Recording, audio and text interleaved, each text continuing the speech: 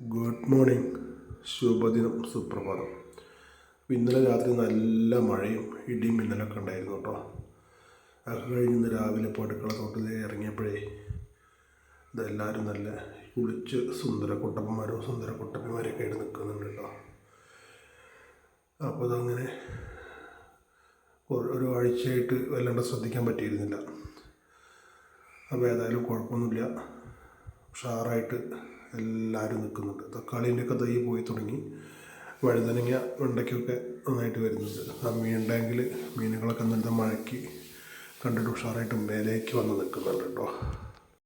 അപ്പം മമ്മൂക്ക പറഞ്ഞ പോലെ കൃഷി ചെയ്യാനുള്ള ഒരു മനസ്സ് അതാദ്യം വേണം. അതുണ്ടായി കഴിഞ്ഞാൽ തന്നെ പിന്നെ കുറച്ച് സ്ഥലം കൂടി ഉണ്ടെങ്കിൽ സമയം നമ്മൾ കണ്ടെത്തി കഴിഞ്ഞാൽ ഓരോ ദിവസത്തേക്കുള്ള അത്യാവശ്യം പച്ചക്കറികൾ നമുക്ക് ഉണ്ടാക്കിയെടുക്കാം കേട്ടോ.